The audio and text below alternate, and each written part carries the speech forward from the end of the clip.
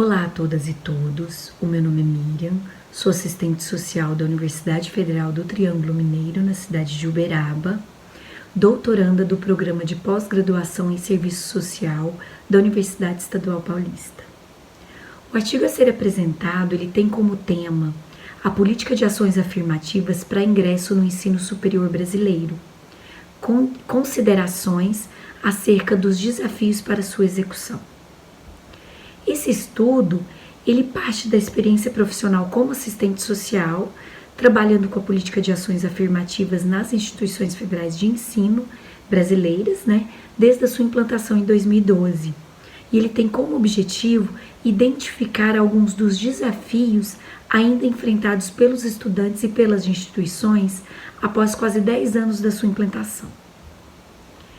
A sanção da chamada Lei de Cotas, ela parte da luta dos movimentos sociais, notadamente do movimento negro, pelo acesso à política de educação superior e estabeleceu a obrigatoriedade da reserva de vaga nas instituições federais de ensino, utilizando critérios sociais e raciais.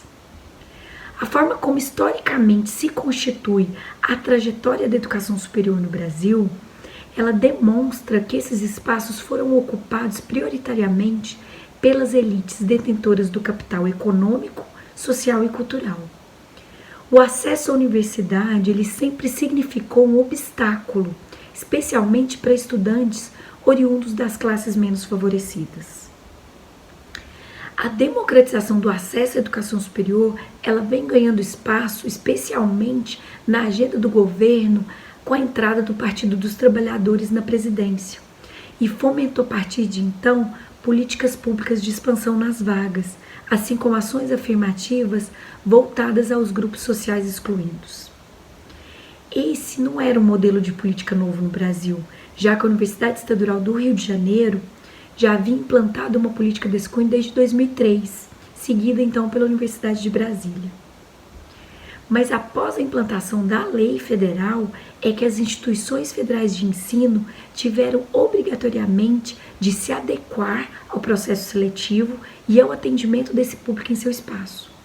Entretanto, a legislação não previa os diversos desafios que seriam enfrentados, nem tampouco alguns critérios que deveriam ser estabelecidos de forma mais clara, o que permitiu em cada instituição diferentes concepções, planejamento e execução da política. As instituições elas tiveram então que reservar gradativamente 50% das vagas dos seus cursos a estudantes egressos de escolas públicas, subdivididos em estudantes autodeclarados pretos, pardos e indígenas, estudantes oriundos de famílias com renda igual ou inferior a um salário mínimo e meio per capita. E a partir de 2016, a legislação incluiu nessa proporção também as pessoas com deficiência. Surgem então diversos obstáculos para a efetivação da lei e alguns fatores passaram a ser questionados pelas instituições e pelos candidatos, a partir de então como um dificultador para o acesso à política.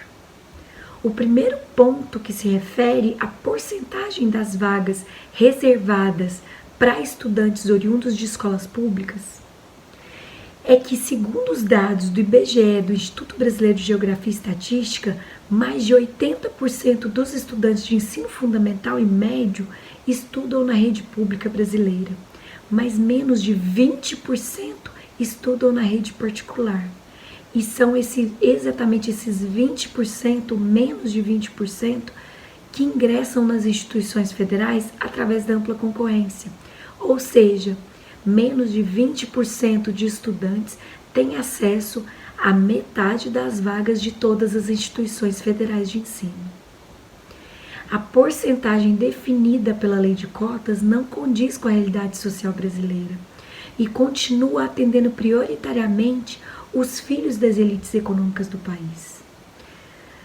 No que se refere ao processo seletivo, o candidato que opta por um dos grupos de vaga não pode alterar sua opção posteriormente, mesmo se a sua nota for suficiente para ingresso na ampla concorrência.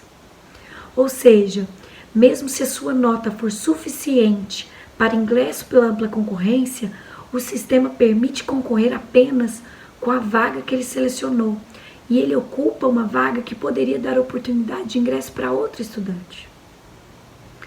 Outro fator relacionado às vagas reservadas para estudantes de escola pública e ampla concorrência é que as escolas de nível médio federais são escolas públicas, mas que possuem um grande diferencial de ensino, dando condição a esses estudantes de concorrer com estudantes de escolas particulares. Entretanto, os estudantes provenientes dessas escolas concorrem em igual oportunidade com estudantes de escolas municipais e estaduais, de nível de ensino inferior.